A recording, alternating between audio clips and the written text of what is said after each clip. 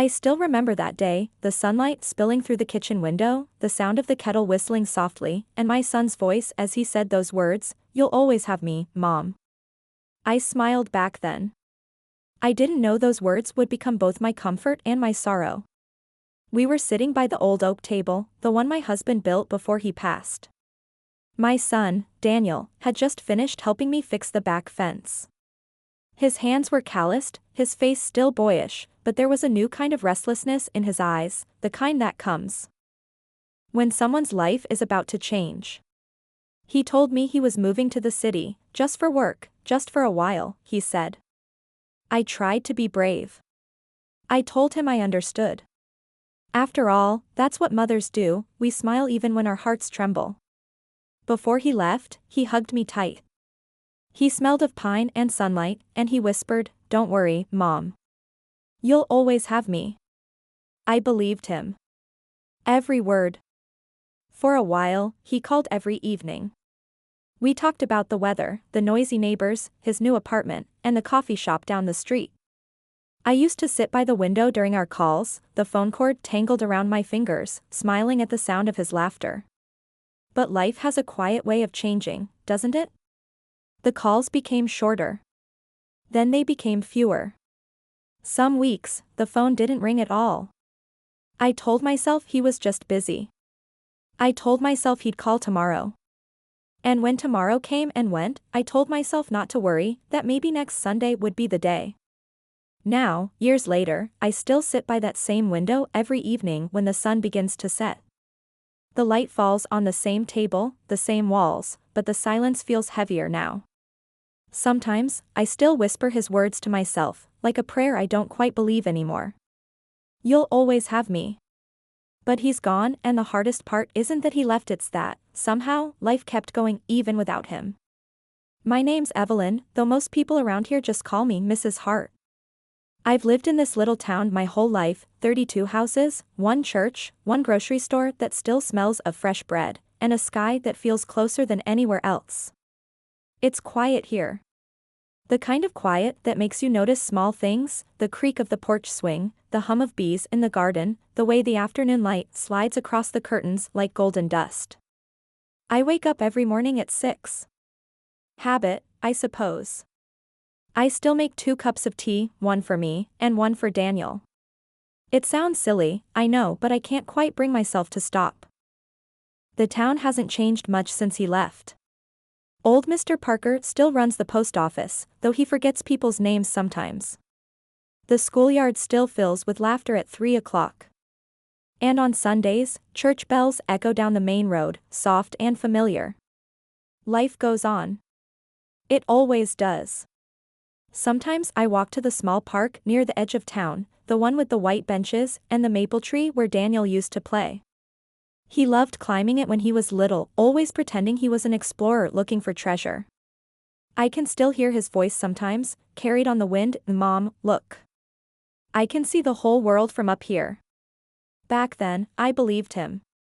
I thought his whole world would always include me. He was such a bright boy, quiet, gentle, the kind who said thank you to strangers and sorry even when it wasn't his fault. After his father passed, it was just the 2 of us. We learned how to build a life out of small things, pancakes on Sundays, card games on rainy nights, watching old movies with popcorn and warm blankets. Those were the years that built my heart. People in town would say, "You and Daniel, you're like best friends." And we were. Until the city came calling. When he got that job offer, I was proud, truly proud. He'd worked hard, studied harder, and he deserved every bit of it. I packed his bags with care, shirts folded just right, socks rolled in pairs, a small note tucked into the side pocket, "Love you always, Mom." He smiled when he found it. And that night, before he left, he stood at the door, his suitcase by his side, and said softly, "You'll always have me, Mom." Then the door closed.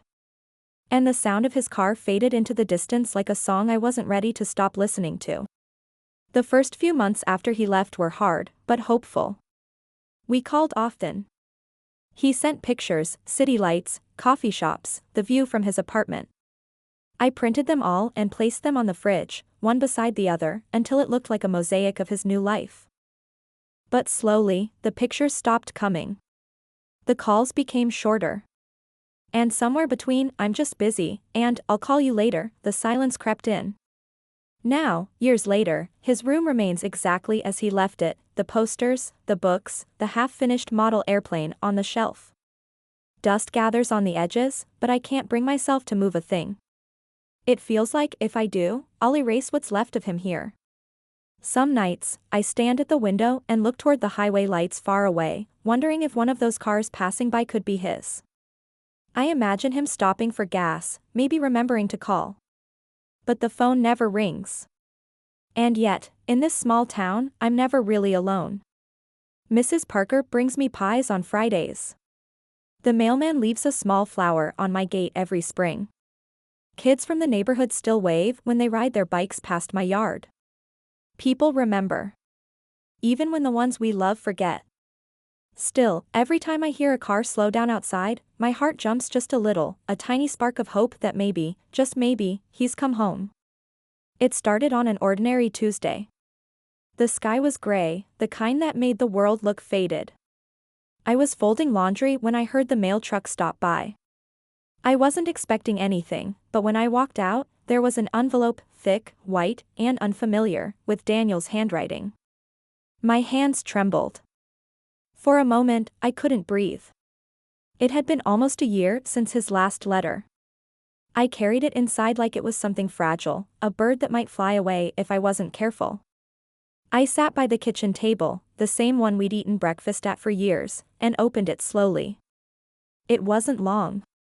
Just a few sentences. "Hey, Mom, hope you're doing okay. I've been busy. Work's good. Life's happening. I met someone. Her name's Lily. You'd like her. Maybe I'll bring her by someday. Love, Daniel." I smiled when I read her name. Lily. It sounded soft. Kind. I whispered it to myself, Lily, like I was already trying to get used to it, but someday never came.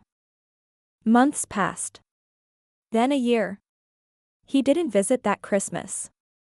Or the next. He said he was working. Said travel was hard. Said maybe next time. Each time, I said the same thing, "That's all right, honey. Take care of yourself." But after I hung up, I would sit at the kitchen table, his cup still waiting across from mine, and stare at the empty chair until the tea went cold. The town still moved around me, the sound of children at play, the church bells on Sunday, the bakery door creaking open every morning. But inside my house, it was always just me and the sound of the clock ticking, soft, steady, reminding me of time passing. Then one spring morning, I saw him again, not in person, but on my phone. A friend from town had shown me a picture on social media. It was Daniel. Smiling. Standing beside a woman, Lily, I assumed, in front of a new house. A caption underneath said, "First home together. Can't wait for the next chapter." He looked happy. So happy. And yet, a small ache bloomed in my chest, because that new chapter didn't seem to have a place for me. I told myself it was fine. Children grow. They build lives. They move on. That's what every parent says, right? But there's something no one tells you, that when your child's laughter fades from your walls, the silence doesn't just fill the space. It fills you. I tried to keep busy. I baked, I volunteered at church, I joined a book club that met once a week at the library. Everyone there was kind. Still, every evening when I came home, I caught myself saying, "Daniel, I'm back," before remembering there was no one to answer. Then, one day, the phone rang. I picked it up quickly, my heart already racing. It was him. "Hey, Mom," he said. His voice was older and deeper, but it still had that same gentle tone. "Oh, Daniel," I said, smiling even though he couldn't see me. "How are you, sweetheart?" He hesitated. Then he said something that made my heart sink. "Mom, there's something I wanted to tell you. Lily and we're getting married. Next month." For a second, I couldn't speak. 1,000 emotions rushed through me, joy, pride, sadness, tangled together so tightly they hurt. "Oh, Daniel," I whispered. "That's wonderful news." He exhaled in relief. But then there was silence, a long, quiet silence. Finally, he said, softly, "Mom. I hope you understand. We're keeping it small. Just close friends. It's complicated." I didn't understand at first. Then I did. He wasn't inviting me. He said something about distance, about stress, about keeping things simple, words that felt like polite walls being built between us. I wanted to say so much. That I'd travel any distance. That I'd sit in the back, quietly, if that made it easier. That I just wanted to see him, even for a moment. But instead, I said, "Of course, Daniel. I understand." And when we hung up, I sat there for a long time, just listening to the sound of the wind outside and the clock ticking. That night, I didn't sleep. I went through old albums, his baby pictures, his graduation, the photo of him holding his father's hand by the lake. Every picture had the same thing in common, my boy smiling back at me. And I wondered, when did that smile stop reaching home? The next few weeks were quiet. The town began to bloom again, lilacs by the fence, the scent of rain-soaked earth, but I moved through it like a ghost. Every knock at the door made my heart jump. Every letter in the mailbox made my hands shake. But the day of his wedding came and went like any other. No call. No message. That evening, I lit a small candle by the window. I whispered, "Congratulations, my son," and watched the flame flicker in the glass, imagining him somewhere far away, smiling, dancing, beginning a life I'd never see. I wasn't angry. Just hollow. Like the house had forgotten how to echo his name. And yet, even then, I believed, somehow, he'd come back. Maybe not soon. But someday. Little did I know, the next time I'd hear from him, it wouldn't be what I'd been waiting for. It was a quiet morning in early autumn when the world seemed half awake. The leaves outside had just begun to change, golden, brittle, falling softly on the porch I swept every day. I remember that morning so clearly because it started like any other. I made my tea. Fed the cat. Checked the mail. No letters, just bills and a grocery flyer. I thought about Daniel, as I always did, wondering how married life was treating him. Maybe they'd gone on a honeymoon. Maybe he'd finally gotten that big promotion he talked about. And then the phone rang. At first, I didn't recognize the number. It was from a city far away, one I couldn't quite place. I hesitated, hand hovering over the receiver. Something inside me whispered, "Pick it up." So I did. "Hello?" I said softly. There was silence. Then a young woman's voice, shaky, almost breaking. "Mrs. Harper?" she asked. "Yes," I replied slowly. "This is Lily," she said. For a moment, I couldn't speak. My heart started to beat faster.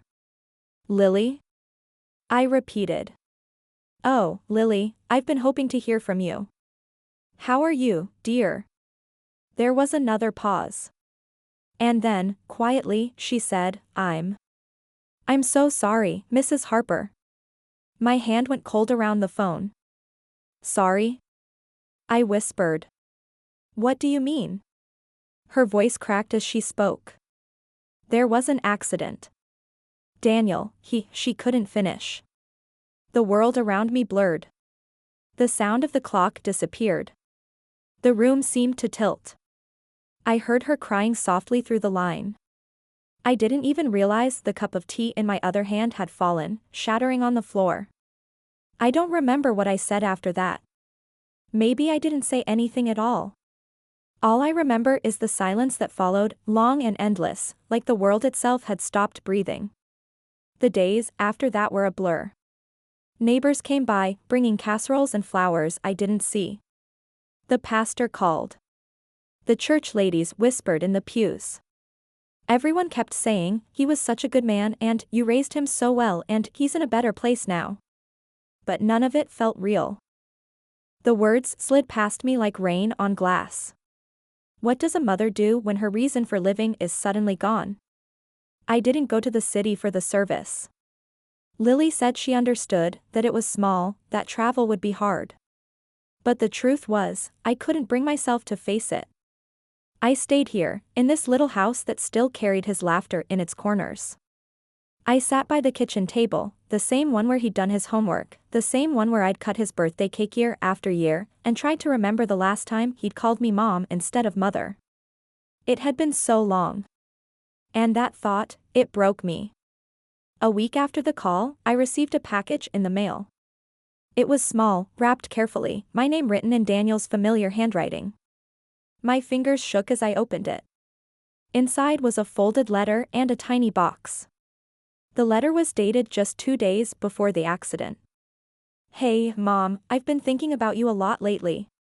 I'm sorry I haven't called as much as I should. Life just got busy, you know how that goes. But I've been meaning to visit. I wanted to surprise you.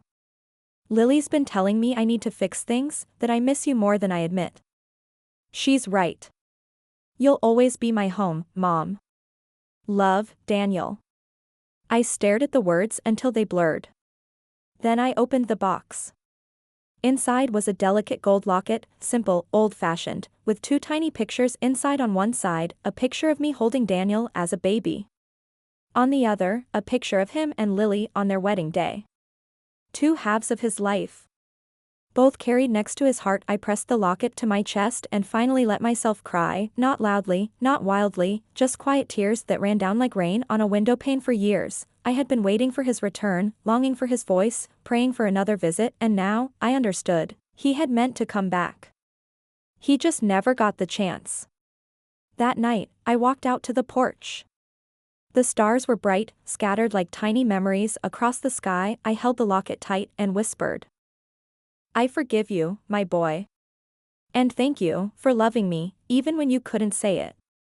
The wind blew softly through the trees, and for the first time in years, I felt him there, not as a voice, not as a memory, but as a quiet warmth that settled around me. I knew he was home. The days that followed were softer, but emptier, too. Grief has a strange rhythm. It doesn't shout or arrive all at once. It creeps in through the quiet moments, the sound of a clock ticking, the smell of morning tea, the feel of an empty chair beside you. For a while, I tried to fill that emptiness with chores. I washed the curtains, polished the old photo frames, even planted new roses by the fence. But no matter how much I cleaned, how much I organized, the silence always returned, gentle, heavy, and full of memories. I would find myself talking to him sometimes, without meaning to. Daniel, do you remember this old mug, or your cat still waits by the door when the bell rings? It felt strange at first, but slowly, it became comforting. Because I realized, he hadn't really left me. Not entirely. His presence lingered in the smallest things. The way the sunlight hit the porch steps at noon, just like when we used to have lunch together. The little hum in the refrigerator that reminded me of his laughter echoing through the kitchen. The old blanket he used to wrap around himself during winter movies. They were all still here. After a few weeks, Lily came to visit. I hadn't seen her since the call. She looked tired, her eyes red but kind. When she stepped through the door, neither of us said a word at first. We just stood there, 2 women bound by love for the same man, both missing him in our own ways. Then she reached into her bag and handed me something. It was Daniel's journal. The one he'd kept since college. I think he'd want you to have this, she said softly. My hands trembled as I took it. The cover was worn, edges frayed, he'd written in it often. When I opened it, I saw his handwriting filling every page. Little notes. Thoughts. Dreams. Plans for the future. And in between, mentions of me. Mom called today. I didn't pick up. I don't know why I keep doing that. I miss her cooking.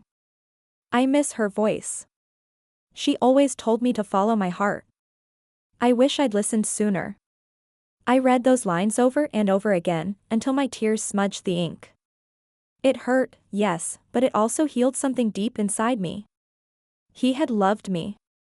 He just hadn't known how to show it while he was still here. That night, Lily stayed for dinner. We sat together in the same kitchen Daniel grew up in. I made his favorite meal, chicken stew with rosemary. We didn't talk much. We didn't need to. There was comfort in the silence, the kind that comes when two people understand each other's pain without words.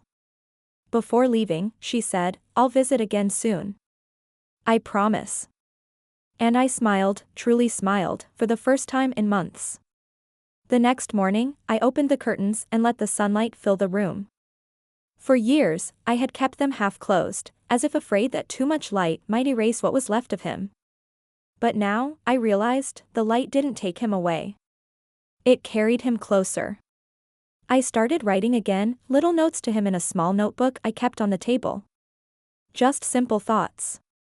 "Your roses are blooming. Lily called today. I miss you, but I'm okay." And somehow, that act, quiet and small, made the days feel lighter. Because love doesn't end with loss. It just changes shape. He was no longer the voice on the other end of the phone, but he was still in every corner of this house, in every breath of morning air, in every heartbeat that reminded me I had once been his world, and he, mine. I began volunteering at the local library again, the same one I used to take Daniel to when he was little. The children there reminded me of him. Curious, restless, full of life. When they laughed, I felt something heal in me, like my heart was remembering how to beat in rhythm with the world again. The ache didn't go away, but it softened. Like the tide retreating after a storm. And for the first time since that call, I could look up at the sky and whisper, "It's okay, now, my boy. You can rest." That was the day I realized, grief isn't just about missing someone. It's about learning how to love them differently. Through silence. Through memory. Through every sunrise that still comes, even after the darkest night. It's been 3 years now since Daniel left. Sometimes it still feels like yesterday. Other days, it feels like a dream I lived a long, long time ago. The pain isn't sharp anymore, it's quieter. Like a gentle echo that visits from time to time, just to remind me that love once filled this house. People often ask me how I manage to stay alone, how I fill my days without family close by. I smile and tell them the truth, I'm not alone. He's still here, just in a different way. Because I've come to understand something over time, when we lose someone we love, they don't truly vanish. They stay in our thoughts, in the habits they left behind, in the spaces they once filled with laughter. Every Sunday morning, I still sit by the phone. But now, I don't wait for it to ring. I just sit there, make my tea, and whisper a quiet prayer for him. Not because I expect a call, but because that moment, sitting there, remembering, is my way of saying, I still love you. I always will. Sometimes, I imagine what he'd say if he could walk through that door again. Maybe he'd tease me for keeping the same curtains all these years. Or maybe he'd just hug me and say, "You did well, Mom." And you know. I think he would be proud. The town has changed a little. New faces, new families, children playing in the streets. But my little house remains the same, quiet, steady, a witness to all the years that passed. On warm evenings, I sit on the porch and listen to the wind move through the trees. That sound has become my comfort, a soft reminder that life keeps moving, gently carrying us forward, even when our hearts lag behind. If there's one thing I've learned through all this, it's that love doesn't need to be loud or constant to be real. Sometimes it's a memory that visits like sunlight through old curtains.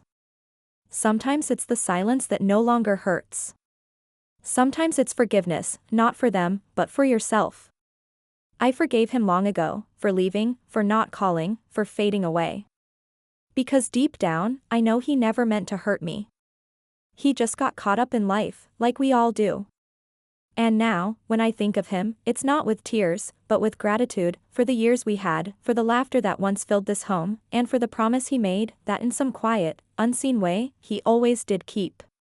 To anyone listening tonight, if you've ever loved someone who drifted away, I want you to know, it's okay to miss them. It's okay to feel both sorrow and peace at once. Because that's what love really is, a quiet ache that never truly leaves, but also never stops giving light. So when the days feel lonely, sit by your own window. Pour yourself some tea. And remember, someone, somewhere, still carries a piece of your love in their heart. And that is enough.